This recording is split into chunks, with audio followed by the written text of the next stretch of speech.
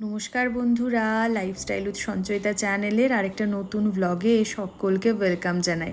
আজ শনিবার, বাজে এখন সকাল 6:30। ব্যাঙ্গালোর ফেরার দিন আজ। সকাল সকাল বেরিয়ে পড়েছি সে কারণে ট্রেন ধরতে। টোটো চলে এসেছে, সবাই মিলে ধরাধরি করে ব্যাগপত্র টোটোতে তোলা হয়ে গেছে। ভীষণ ইচ্ছা করছিল কটা দিন আরও থেকে যেতে, কারণ 10-12 দিনের ছুটিতে এসেছিলাম আর চোখের নিমিষে যেন দিনগুলো পেরিয়ে গেল। 2 মাস আগে থেকে টিকিট না করলে তো আবার ফেরাও যায় না। এটা যদি কলকাতা বা ওয়েস্ট বেঙ্গলের অন্য কোনো জায়গা হতো, সুন্দর আরও দিন কতক থেকে যেতে পারতাম টিকিটটা ক্যান্সেল করিয়ে। কিন্তু কিছু করার নেই, আরও টিকিট কবে মিলবে তার কোনো ঠিক নেই, তাই বেরিয়ে পড়তেই হলো। যাই হোক, চলুন দুর্গা বলে বেরিয়ে পড়ি। সবার সঙ্গে দেখা হলো ঠিক, বেরোনোর সময় ঐশীটার সঙ্গে দেখা হলো না। ও স্কুল চলে গেছে, বেরোনোর সময় দূর থেকেই বাই বলে বেরিয়ে গেল। মনটা ভীষণ খারাপ ওর জন্যে সবচেয়ে বেশি। আমরা পিসি ভাইজি দুজনারই ভীষণ ন্যাওটা। দূরে থাকতে হলে ওকেই সবচেয়ে বেশি যেন মিস করি। যাই হোক, চলুন বেরিয়ে পড়েছি। আবার দেখা হবে নিজের মানুষগুলোর সঙ্গে, নিজের পাড়া প্রতিবেশী সকলের সঙ্গে পুজোর সাজে যখন সেজে উঠবে সবাই। চলুন বেরিয়ে পড়ি এরপরে স্টেশনের উদ্দেশ্যে। এবারে যখন পুরুলিয়া আসার কথা হচ্ছিল, আমি পোগোকে ভালো রকমভাবে বুঝিয়ে এনেছিলাম আমরা কিন্তু দিন কতকের জন্যই যাচ্ছি, আবার আমাদের ফিরে ব্যাঙ্গালোর আসতে হবে। আসলে আমার বা পোগোর কারোরই অভ্যাস নেই দীর্ঘদিন পুরুলিয়া বাড়ি ছেড়ে থাকার। যাই হোক, ফিরতে তো হবেই। পৌঁছে গেছি আমরা স্টেশনে। জামাইবাবু এসেছে সাথে, সমস্ত কিছু একসঙ্গে ট্রেনে চাপিয়ে দেওয়ার জন্য। আর পুরুলিয়া চত্বরটা স্টেশনের দেখেও ভীষণ ভালো লাগলো, নতুনভাবে যেন সেজে উঠেছে। অনেক দিন পর পুরুলিয়া স্টেশনটা দেখলাম। যাই হোক, মোটামুটি 1 ঘন্টা 45 মিনিট পর আমাদের ট্রেন এলো। প্রায় 7:45 নাগাদ আসার খবর হয়েছে। সবাই দাঁড়িয়ে রয়েছে প্ল্যাটফর্মে, সেই ট্রেনেরই আসাতে কতক্ষণ থেকে।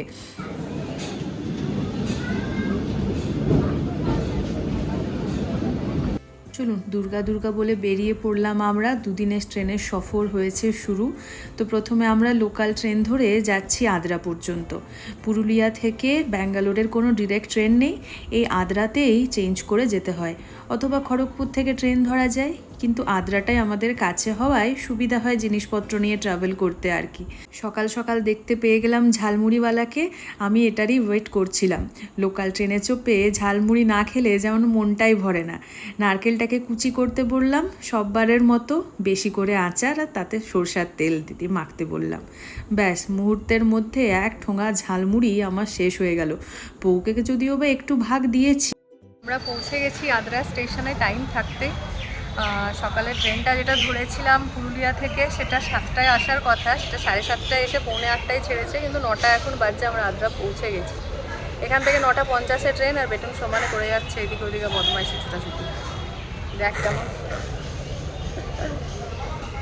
তো ওয়েট করছি আর কি। একটু আগে সত্যিই পৌঁছানো ভালো, না হলে মানে ওই টানা হেঁচড়া এদিকে ওদিকে হয়ে যায়, জিনিসপত্র নিয়ে ওইসব সামলানো যায় না তখন। যদিও বা আমরা 4 নম্বর প্ল্যাটফর্মে নেমেছি, আর 4 নম্বর প্ল্যাটফর্ম থেকেই আমাদের নেক্সট ট্রেনটা আছে। সো এদিকে ওদিকে যাওয়ার কোনো প্রবলেম মানে দরকার নেই আর কি। আর লাগেজগুলো চাপানোর জন্য কুলিকে বলে রেখেছি, ঠিক সময় এসে পরে চাপিয়ে দেবে। মানে সেদিক থেকে টেনশনের কিছু রইলো না, সমস্ত কিছু ঠিক মতো যাচ্ছে। লাগেজ বলতে আমার যেরকম এনেছিলাম সেরকমই রয়েছে, গাছের ব্যাগ 2টো এক্সট্রা হয়েছে। তো সেক্ষেত্রে চাপানোটা সত্যিই আমার পক্ষে, একজনের পক্ষে টাফ হয়ে যেত। আর নামাটাও মানে ওই ট্রেন থেকে, যে ট্রেনে করে পুরুলিয়া থেকে এলাম, কিন্তু তোমরা মানে আমার খুব পরিচিত একজন, খুব ক্লোজ এক আত্মীয়, তার সঙ্গে দেখা হয়ে গেল। সে সুন্দরভাবে আমাদেরকে নামিয়েও দিল। ওটা রাস্তা গল্প করতে করতে এলাম, ভালোই কাটলো আর কি সময়টা। চলো কিছুক্ষণ ওয়েট করি, তারপর ট্রেন এলে চাচ্ছি। মাথা ঘুরবে দেয়ার ধপাস। অনুগ্রহ করে শুনবেন গাড়ি সংখ্যা 125552 Kamakhya SMTT Bengaluru AC superfast express আসার সূচনা হয়েছে। 4 নম্বর প্ল্যাটফর্মে আসবে। চলো, ট্রেন আসারও খবর হয়ে গেছে একেবারে রাইট টাইমে। আমরা ব্যাগপত্র নিয়ে রেডি ট্রেনে চাপার জন্য। আর ওই যে কুলি ভাইয়া রয়েছেন, উনিও রেডি আমাদেরকে চাপানোর জন্য।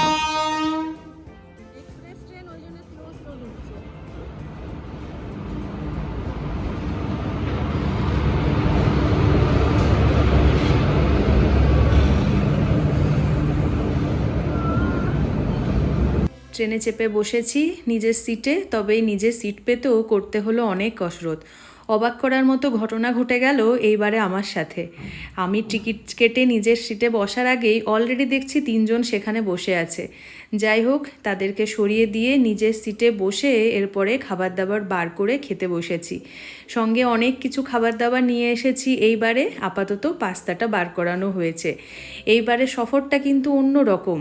পুরুলিয়া যখন ফিরলাম, সমস্ত ব্যাপারটা নিজের হাতে নিজে গুছিয়ে বাগিয়ে পোগোকে রেডি করে আসতে হয়েছিল। আর পুরুলিয়া থেকে ফেরার সময় আমাকে কোনো জিনিসটা দেখতেই হয়নি। মা বৌদি মিলে খাবার দাবার রেডি করেছে, পোগোকে রেডি করেছে দিদি। আমি শুধু নিজেকে রেডি করে কোনো মতে বেরিয়ে এসেছি আর কি। মামিকে থ্যাংক ইউ বলে দাও, মামিকে থ্যাংক ইউ বলে দাও, বলে দাও, এটাতে বলে দাও, আমি দেখে নেব। Thank you mummy.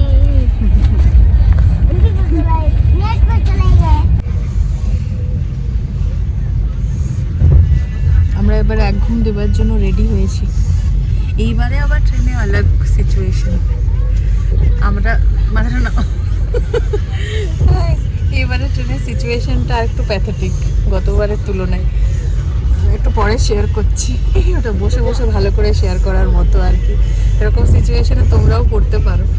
পরে শেয়ার করছি, আপাতত একবার ঘুম দিয়ে দিই। অনেকক্ষণ সকালে উঠা হয়েছে, আমি চোখগুলো টানছি। গুড। এই ব্রিজটায় যাওয়ার সময় ছবি তুলেছিলাম, মনে আছে?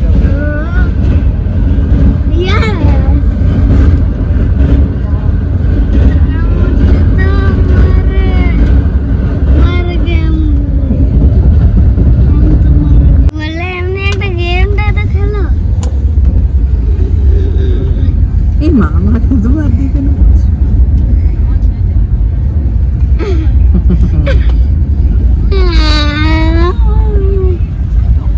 তুমি গুনলে না, আমি জিতে গেছি।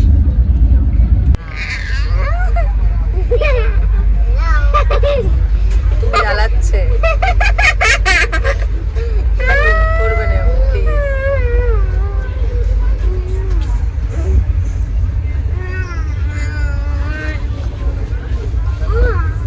কি বোর্ডটাই না হচ্ছে, ওই জন্য হাম্পু করছি।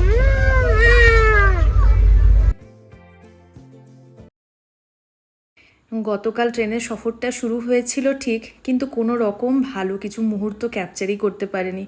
অগত্যা ঠিক করলাম আর ব্লগ বানাবোই না। আজকে সকালটা শুরু হতেই মনটা যেন ভালো হয়ে গেল বাইরের পরিবেশটা দেখে। পোগো তখনও ওঠেনি, ঘুম দিচ্ছে নিজের সিটে। কতবার যে বলছি উঠে পড়ো উঠে পড়ো, এবারে খাবার দাবার খাও, কিন্তু সে একেবারে ঘুমেতেই ব্যস্ত। এমনিতেই খুব একটা সকাল সকাল ওঠার অভ্যেস নেই স্কুল না থাকলে।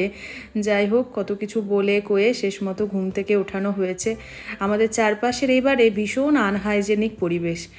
যাই হোক, কোনো রকম এই সফরটা শেষ করতে পারলে বাঁচি আর কি মনে হচ্ছিল এমনটাই।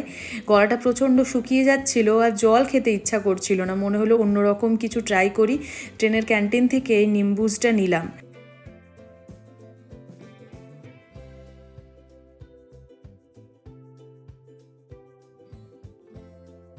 আমাদের ট্রেন মোটামুটি 3 ঘন্টা লেটে চলছে। আমরা পৌঁছানোর কথা রয়েছে 4:30টায়, কিন্তু পৌঁছাবো 7:30টায়।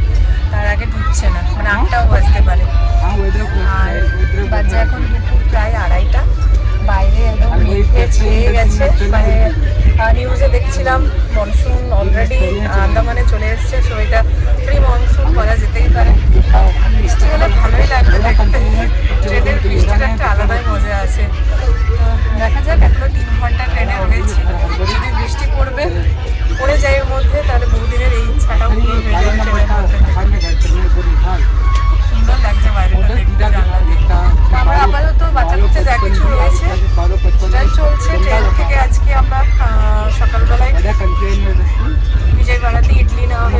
নেওয়া হয়েছে, ব্রেড অমলেট নেওয়া হয়েছে, খাওয়া হয়েছে। এবার কিছু কিছু সিঙ্গারা পেয়েছি এখানে, সেটাও নেওয়া হয়েছিল, তো সেটা রাখা আছে। লুচি মুড়ি এই সমস্ত কিছু আপাতত স্টকে আছে, ওটা দিয়ে এই বেলাটা চলে যাবে। আর তারপর একটা ঘুম দিয়ে দেবো, সন্ধ্যেবেলা একবারে ঘুম, এরকমই রয়েছে প্ল্যানিং। চলো, মানে আমাদের এখানটা খালি হলো আর কি, নাহলে একজনের টিকিট আরেকজন চেপেছে, মানে এরকম বিচ্ছিরি রকমের জালিয়াতি করে চলছে আর কি। মানে আমাদের ইন্ডিয়ান রেলওয়ে প্রথমত এখনকার প্রবলেমটা হচ্ছে কি বলতো, খালি টিকিটের কার নামে আছে, মানে নামটি জিজ্ঞাসা করে ছেড়ে দিচ্ছে, একবারও আইডি প্রুফ কিছু চাইছে না, সেখানেই হয়ে যাচ্ছে প্রবলেমটা। অনেকে টিকিট কেটে রাখছে, তারপরে সেটাকে আবার ব্ল্যাকে বিক্রি করে দিচ্ছে অন্য কাউকে। সে কারণে একজনের নামে টিকিট, আরেকজন চাপছে, কজন চাপছে, কী হচ্ছে কোনো ঠিক নেই। এই হলো এখনকার অবস্থা। মানে অন্য ট্রেনে জানি না, কামাখ্যা ট্রেনের এই হলো এখন অবস্থা। আমি এই ট্রেনে যতবারই যাওয়া আসা করি, দেখতেই পাচ্ছ মোস্টলি এই ট্রেনেই যাওয়া আসা করি, তো এরকম প্রবলেমটা হওয়ার জন্যই এবারে ট্রেনটা প্রচণ্ড ভিড়। তো মানে যতজন থাকার কথা তার চেয়ে প্রচুর এক্সট্রা লোকজন রয়েছে। ওপরে টিকিট উপরে সমস্ত কিছু তারা অ্যালাউ করছে বলে, জানি না কী হচ্ছে না হচ্ছে, বাট আমরা যারা কনফার্ম টিকিট নিয়ে ট্রাভেল করছি তাদের জন্য ভীষণ একটা প্রবলেমেটিক। চলো খাওয়া দাওয়া করি এখন। বাইরেটা দারুণ ওয়েদার হয়েছে, দারুণ।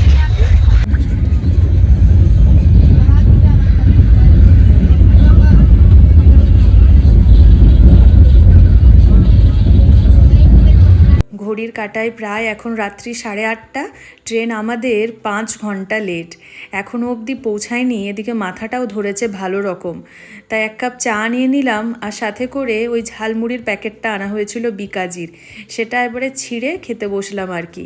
কখন নামবো সেই করতে করতে আরও কেটে গেল প্রায় 1 ঘন্টা। 4.5 ঘন্টা লেট।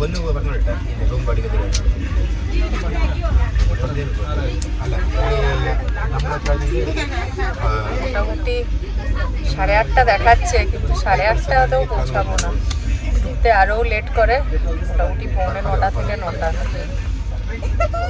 আর বেটুন আরও বোর করছে আমাকে ঝালি মেরে।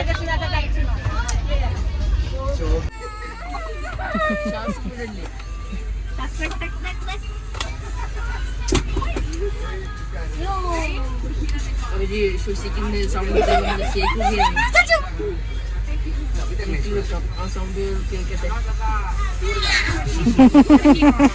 শেষবেলায় পোগো বানিয়ে ফেলেছে এই এতগুলো সিনিয়র বন্ধু।